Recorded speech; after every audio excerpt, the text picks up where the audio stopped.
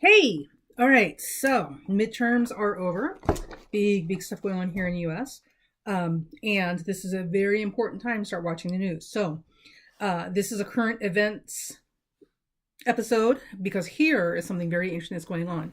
So as you guys may or may not know, Jeff Sessions has been the Attorney General for the government, and Jeff Sessions was actually originally appointed by Donald Trump. Now, I'm not a huge fan of Jeff Sessions for a number of reasons, but to his credit, he turned out to have a backbone and was very committed to doing his job and function as the Attorney General with more integrity and a stronger commitment to ethics than we expected, considering what typically comprises Trump's cabinet.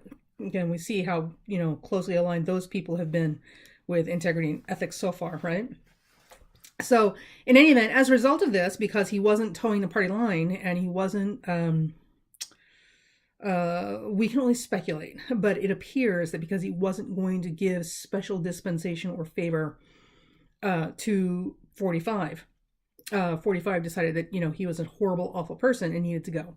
And there was a lot of discussion about him putting Jeff Sessions out of his position after the midterms. And actually, he was trying to do it before the midterms, but his wiser counsel around him explained why that was a bad idea and why you needed to wait until after midterms. So it is now after midterms. Now, here's the thing. Apparently, if he had fired Jeff Sessions, or if he had fired the Attorney General, and I just find it howlingly funny that he is the one who appointed him, right? If he had fired him, that means that he would not have been able to select the person who takes Jeff Sessions' place. However, if Jeff Sessions resigns, then the president is able to pick and choose who he wants to put in that position in the interim. So somehow or another, 45 has managed to wrangle or coerce, literally force a resignation out of Jeff Sessions, in so much that in Jeff Sessions' resignation letter, he made it clear in the letter, the public statement letter that he made, that he was resigning because Trump basically forced him to resign. This was not a voluntary decision on his part that was driven by any internal momentum on his own independently. He would have happily stayed had he been better able to. So, and of course, naturally, Trump has assigned somebody to Jeff Sessions' position who is a well-known extreme party loyalist. So literally, Trump could walk out in the middle of, Washington, D.C. and shoot people, and this guy would say there's nothing wrong, like, because he's a Trump loyalist all the way, right? GOP loyalist all the way, like blind loyalty. So, and there's a lot of brouhaha about that because the Attorney General is in charge of overseeing the Mueller investigation into the GOP's ties to Russian oligarchs and a lot of corrupt money and, what is it, the playing with the voting outcomes and all sort of stuff, like a whole lot of stuff. And ultimately, what the Attorney General can do and cannot do, the Attorney General can't necessarily stop Mueller from doing the investigation because Mueller belongs to a different department. But however, apparently they can put so many restrictions and limitations on Mueller and their resources to do the investigation that they can bring it to an almost grinding halt in terms of what they're able to do, because their hands will literally be tied 6 ways to Sunday.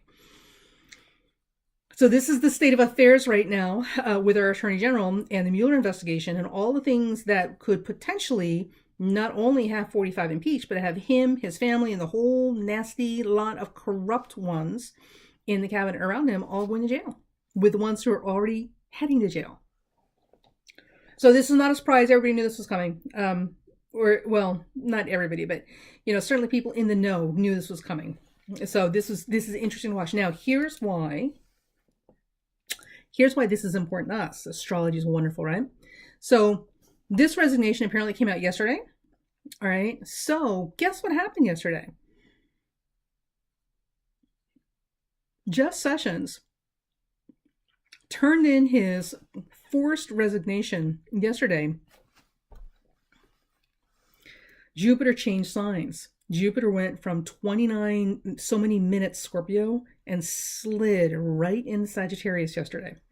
At the same time, obviously we know that Uranus is backed up into Aries, but Uranus is only into Aries by minutes. So there are 30 degrees in a sign. Uranus, as of this morning, is 29 degrees, 55 minutes. So Uranus is literally only 5 minutes in the sign of Aries. That's how much it just got back in through the doorway. And of course, we have Venus in the last degrees of Libra retrograde. So here are some things to consider when we look at this, right? So with Jupiter changing signs, Jupiter in Scorpio is so just a little astrological aside. Jupiter in Scorpio is the ball buster. It is the power player. It is big money, big power, big influence. It's the mega corporation, the mega church. Take anything that you have and make it extreme. And that's Jupiter in Scorpio, because Jupiter in Scorpio is all about all or nothing at all. So, you know, all this stuff that we've been, and it's also, expands and explodes and opens up a lot of Scorpionic themes, right? And we've definitely been dealing with that. Reproduction, by the way, comes under the sign Scorpio, and this has been a big deal this entire 2.5 years that he's been in office, or the 20 years he's been in office, which covers the 2.5 years Jupiter's been in Scorpio. And the big thing that has driven his campaign is his popularity with the evangelist and their ability to turn a blind eye to everything he's not in terms of even a decent human being, much less a good Christian, is the fact that they've literally publicly said they would forgive him pretty much anything as long as he comes through with his promise to outlaw abortion completely for everybody, no exceptions. And reproduction, Scorpio's reproduction. Okay, so Jeff Sessions is leaving as Jupiter is leaving the sign of Scorpio. So now the new person that's been installed in Jeff Sessions' place is coming in under Jupiter and Sagittarius. So here's what's interesting, right? So we look at this, and on the one hand, we're like, well, you know, Jupiter and Sagittarius, you know, and the guy's a party loyalist. So, you know, I guess it could work, right? So, and this is where oftentimes as human beings who hate being wrong, and that would be all of us, we will try to make a chart fit, okay, what we are seeing, as opposed to considering that maybe we don't know as much as we should. And I'll be the first person to tell you, I'm sorting this out, which is why we're having this conversation right now. So I'm kind of putting it on record so we can have a little talk about it, or at least we can think about it and watch it as it plays out. So Jupiter and Sagittarius, because Jupiter's in its rulership, and it's very much about, ready? Ethics, integrity, doing the right thing, being honorable, the principle of the thing, right? So it's very much about the higher law of the land, and it's very much about higher, more altruistic, more philosophical ramifications of a situation. So it's not about, you know, you scratch my back, I'll scratch yours, you know, you do me, I do you. This is not Jupiter and Sagittarius. Jupiter and Sagittarius is very much about the big picture, right? What is right and correct and ethical. Now, naturally, with Jupiter and Sagittarius, you'll also get the other side of this, which is, you know, the party boy, you know, or girl, that's all about a good time and is about as responsible as a 6-year-old. Okay. But for the most part, you know, when you look at the good sides of this is what we look like. Now, the other thing is that Sagittarius and Jupiter both also rule the law. The U.S. Constitution is a set of laws, or the foundation upon which laws are built. Okay. Without the U.S. Constitution, we don't have laws, or at least we don't have the laws we have here. Every law we have on the books starts from the foundation of the Constitution. So Sagittarius and Jupiter both rule law, and higher law specifically. So Jupiter and Sagittarius would definitely mean that the Constitution is going to become a very, very important part of how this plays out. So listen, between you and me, I realize this guy is a big party loyalist, yada, yada, yada, but I'm not completely sure that with him coming in under a Jupiter entry into Sagittarius, that he's not going to pull a Jeff Sessions and say, listen, buddy, I love you. You know I'm behind you, but there are bigger things at stake here. And the Constitution is far more valuable and important to me than you are. Sorry. Everybody's got to play by the rules, right? So we'll see how that plays out. It'll be very interesting. Not to mention for some of us amusing if to see this guy turn out to be another Jeff Sessions and stand on principle rather than backroom smoky deal favors, right? Now, as Jeff Sessions was leaving and he was being replaced, or I'm sorry, as he was forced to leave and now is being replaced, remember Uranus has started to just got over that threshold into Aries, that last gasp chance in Aries to that final recon mission, sweep through to make sure they've uncovered everything and looked for anything they could find that they may have left behind, right? So this whole impatient last attempt to kind of get the job done, this whole, and Uranus is very galvanizing, right? Very me. So we're watching some of this. Now, Jupiter in Sagittarius and Uranus in Aries are compatible. So what we should see is a smooth transition, especially in this particular post, because this is happening as these aspects are occurring. However, remember, Uranus will not stay in Sagittarius. Uranus will stop, turn around, and go back out of Aries for the last time for another 84 years in January. Okay, so on January 6th, we should see this Uranus turn around and go direct. Now, when this Uranus turns around and goes direct, this is when I would expect to see some significant about faces or turnabouts with the newly appointed Attorney General. So 45 may have just bought himself a pig in a poke. So he may think he knows what he brought on board, but it may not stick the way he thinks it will. The other thing, as Jeff Sessions is leaving, okay, Venus is in the last degrees of a sign, all right, in this case Libra, and it is retrograde. So a couple of things we should know about Venus and Libra. So Venus, Venus rules relationships and favors and social niceties and graces and beauty and art and women, right? So Venus, I am so sorry. Let me get the pause button here for a second. All right, we're back. Okay. So Venus in retrograde makes it a little weak. And also Venus retrograde has a tendency to be very insecure in your relationships. So there's a tendency to overcompensate in your relationships in one way or the other, good or bad. Okay, but there's always too much effort being put into these things. Now, Venus, however, right now is in its own sign of rulership, Libra. So Libra, ready? Libra is the sign of the scales of justice. So Libra also rules the law and legal processes and doing what's right and fair. Right now, with Venus in the sign of Libra, making the sign of Libra very strong, being retrograde, it means that things are not as equivocal and fair and just as they should be. The scales are tipped, and completely out of balance.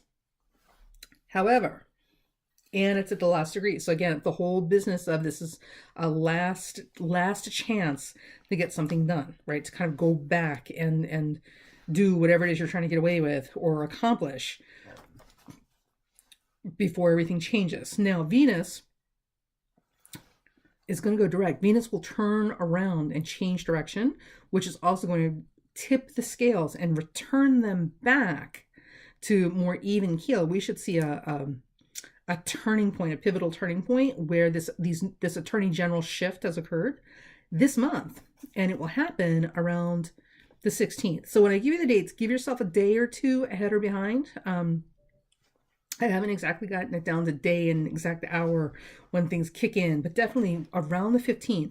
Now, what's important about this, Venus will go direct at 25 Libra, which is conjunct the fixed star of Arcturus, which is very much about integrity and fair play and all the positive sides of Libra. At the same time, Mercury will be going retrograde. Yes, so we've got Mercury going retrograde while Venus is going direct.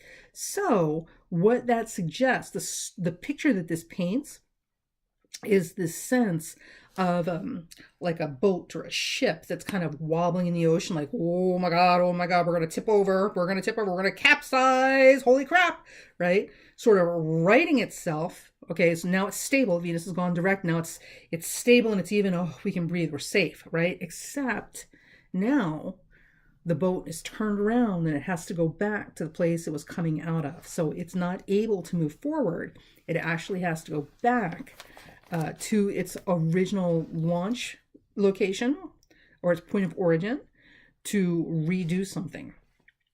So one of the things that we may find is in a couple of weeks, this is literally around the corner. So we're looking at what, the 16th, 17th? That's like 2 weeks from now. If, maybe even not 2 weeks, maybe a week and a half. One of the things that we should see, or I would expect to see with the picture that this paints for me, is that we should see something about matters of fair play and justice. Remember, Libra it represents the scales of justice, and Venus in its sign of rulership really drives that point home and magnifies those things. Venus stationing direct indicates a pivotal turning point in those matters. And Venus also rules women. So somehow women and women's issues will be a strong factor in this.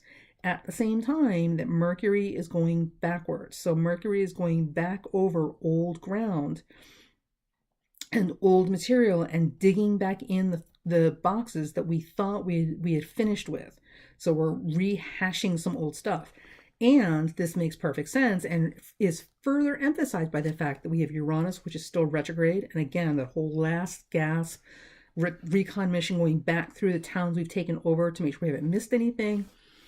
Those things together point to some significant reconsiderations of our original positions, not necessarily you and I, but certainly where the Office of the Attorney General is concerned, because what we're talking about right now is what the direction of the Attorney General's office may take because of these changes that occurred under these aspects. This is going to get interesting. So with that said, take this off for a second. Now, we're going to very briefly get into this whole business about Trump. And does Trump have 29 Leo rising or does he have 2 Virgo rising? So, and this is constantly up for debate. There's only a handful of us out here that are like, no, he is not Leo rising. And everybody else is just like, listen, I said he was Leo rising and I've publicly made all of my predictions on his chart and interpretations based on Leo rising, and you're not going to make me look like an idiot, and I'm not changing my mind. Because I don't care what your job is, everybody hates being wrong. Everybody, even me, especially me. But it happens.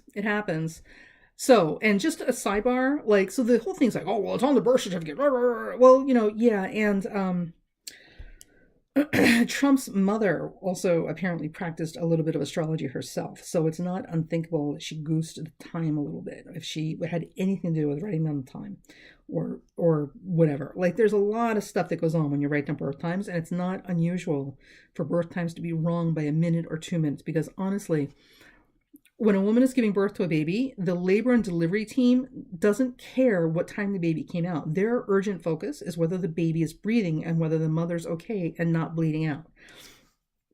So it's not, it is not unthinkable that they may have taken a minute or 2 longer to look up at a clock because the time is not as critical as breath and blood. I'm just saying. So it's entirely possible that they were guesstimating a time because they forgot to look. All right. And they were off by a minute or 2. And literally, we're only talking a difference of 3 or 4 minutes. So it's entirely possible that this man's time is off by a couple minutes, and he's actually 2 Virgo rising. So here's the thing, right? Proof is always in the pudding. So here's your little pro tip for astrology. When you're looking at a chart, when you look at the ascendant, there's a number of things that are happening here. The most important thing I want you guys to remember is that whenever you look at the ascendant, the ruler of the ascendant is just as important and signature in how you present in life as your sun. So for instance, if you're a Scorpio, right? Very private, very intense, you don't like a lot of attention, you like being left alone, to kind of lurk in the shadows and watch other people and what they're up to, right? So let's say your sun is in Scorpio, all right, but you have Gemini rising, right? Chatty, outgoing, social Gemini rising, which is completely alien to your Scorpio nature. So you come off as light and fluffy, but you're constantly watching. So the public appearance you give with that ascendant with Gemini is not the same as what's motivating you, driving you, and really defining your actions, which is Scorpio. So here's the thing. We look at the ruler of the ascendant, which would be Mercury. Okay. So with Gemini rising and a Scorpio sun, we would expect somebody who's very good at casual conversation and probably very good at investigation, because they're very, very good at putting you at ease and chatting you up and getting you to spill all your secrets and skeletons without even realizing you've done it. Okay.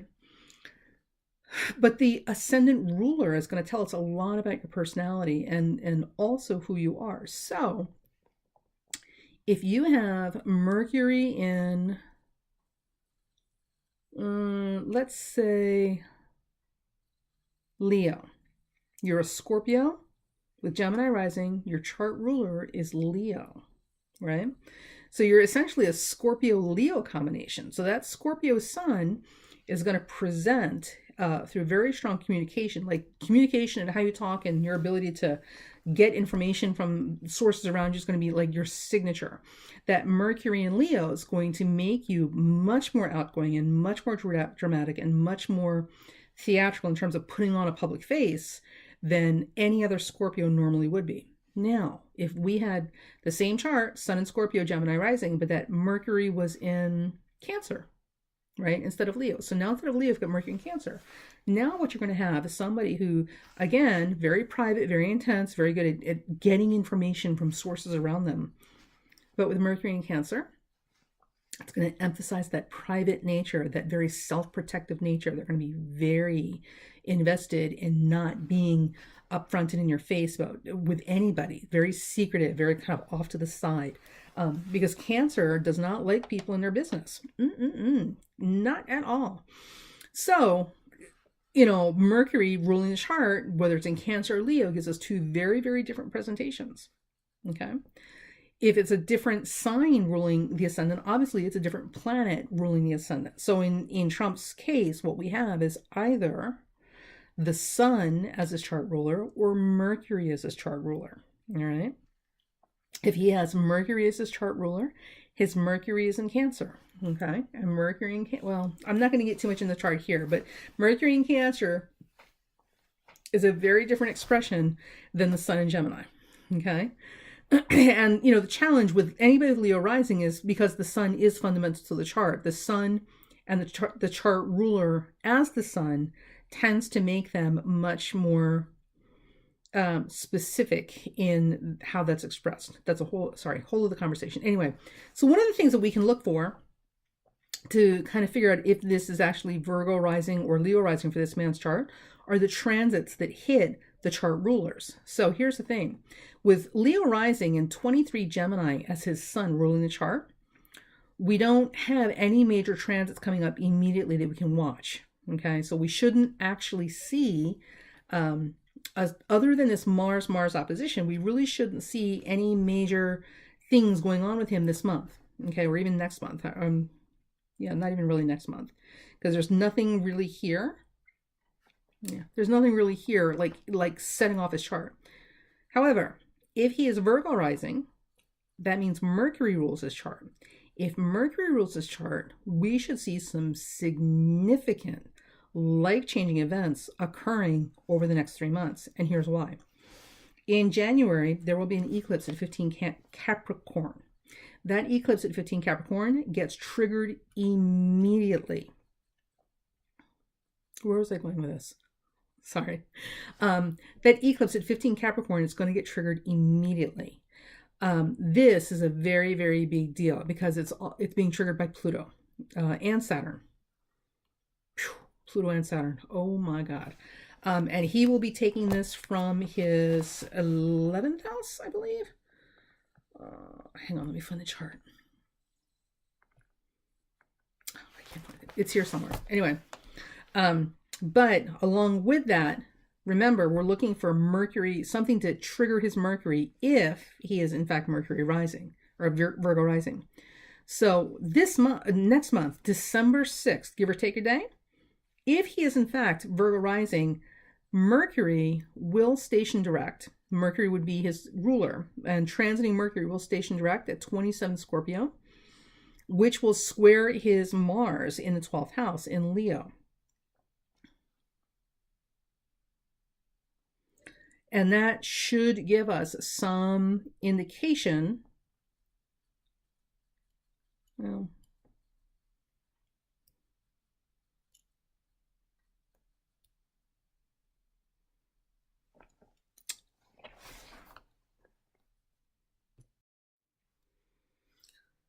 sorry, this is what happens when you're writing notes or you're doing stuff on the fly. Okay, so December 6th, literally just not even a few weeks away, transiting Mercury will station direct. This is a major planetary direction. It will station direct at 27 Scorpio, and it will do one of two things. It will either square his natal Mars in 12th house if he has a Virgo rising chart, or it will square his Mars and the ascendant if he has a Leo rising chart. So if it is a Virgo rising and Mercury squares that Mars, one of the things, there's a couple of it, I'm not going to get, there's just a lot of notes here, but one of the things that I would expect in that particular instance is that issues and certainly information and exposure, because the 12th house and the square, just like in both cases, that 12th, the Mars in 12th house, all the stuff that Mars in 12th house is hiding, or is less visible because it's a 12th house, is going to come out into the forefront. There's no way around it. And Mars in his chart rules his 8th house and his 4th. So in both charts, regardless of which ascendant we use, it's the 4th and the 8th house. So we've got some major endings happening right about this time. So these things will either be signaled or heralded that they're about to come, or they will be literally set into motion.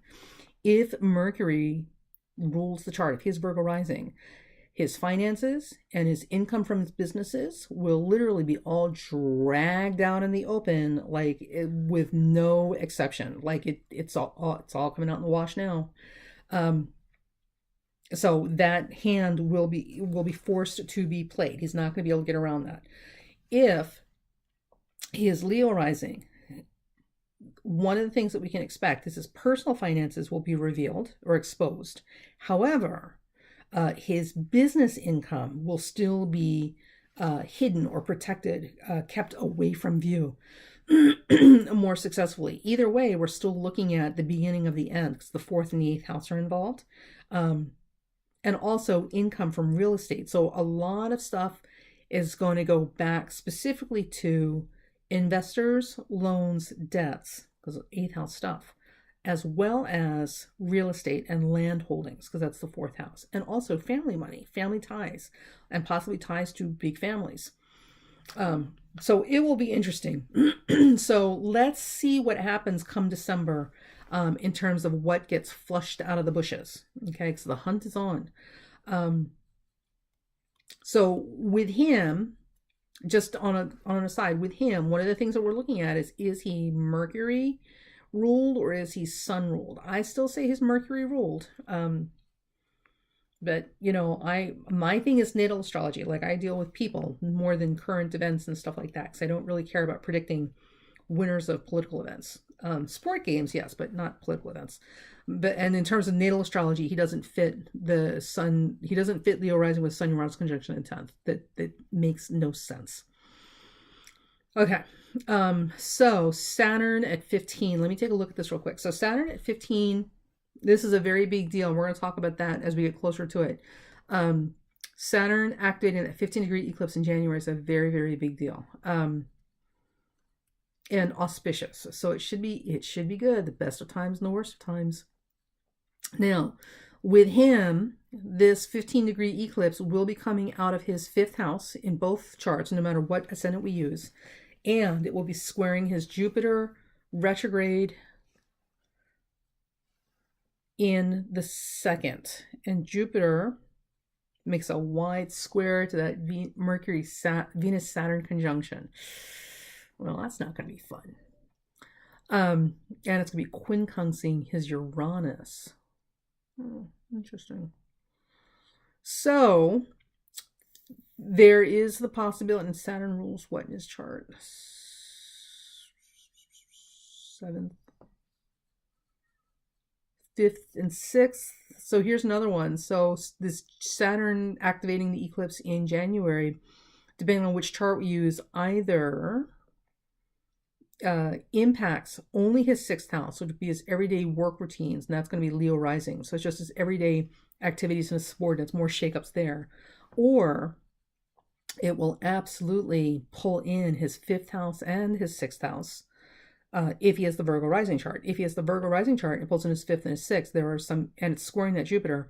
We are looking at the possibility of issues with children, and inheritances and legacies, things leaving behind. So again, it ties with the children, but also the possibility that he may have a heart attack, or a cardiac incident. So some health issues, specifically around circulatory cardiac issues, may be on the table. Maybe, don't hold me to this. This is all speculation right now, but it is possible that that may be on the table if he is Virgo rising.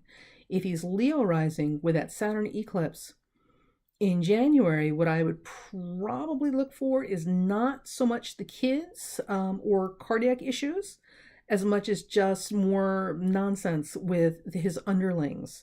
And with it squaring Jupiter,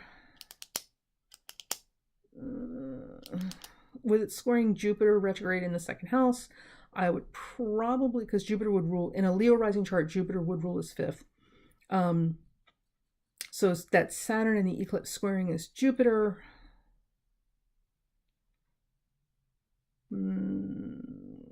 Retrograde. So if he's Leo rising, that Saturn Jupiter eclipse, out of that 5th squaring Jupiter in the 2nd, ruling that 8th, could indicate a severance of his children and business partnerships. So there could be a severance of ties, or a cleaving of one of the children, or all of the children, away from the business investments. With Virgo rising, that Jupiter will rule the 4th house, and we've got 5th house activation. So that square out of the 2nd and 5th involving the 4th. Right. So if he's Virgo rising, it's not so much the kids being separated from business as much as possible health problems like cardiac issues. Definitely some issues with the children and their ties to the business, and maybe even needing to separate them from that. And also, definitely, again, with a Virgo rising chart, everything goes back again to the family and land holdings and real estate, and income, his personal income, as it is mixed up or tied into real estate and family holdings. So there may be, with a Virgo rising chart, there's going to be a lot of focus, a lot of spotlighting on the inability to differentiate between his income and his family income, or his domestic holding incomes. So, and with a Virgo rising chart, it's definitely come January, this is a month of endings. So a whole lot of stuff is going to reach critical mass, and we are literally going to hit the end of the road with this one. So we'll see how it goes. We will see how it goes. It'll be very, very interesting. But again, just to wrap up, Jeff Sessions left as Jupiter was changing signs, leaving the sign of Scorpio and entering the sign of Sagittarius.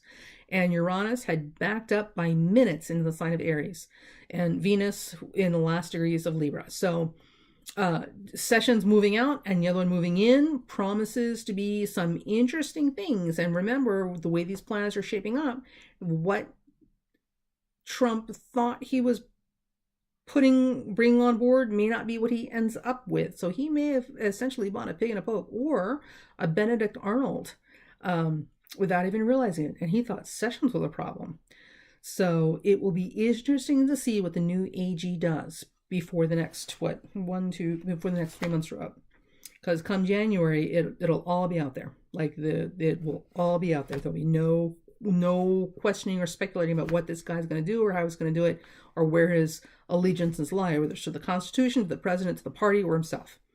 So we'll find out soon enough. So there you go. Let's for those of you who are watching, let's keep an eye on this, because it's definitely going to be a colorful 6 months.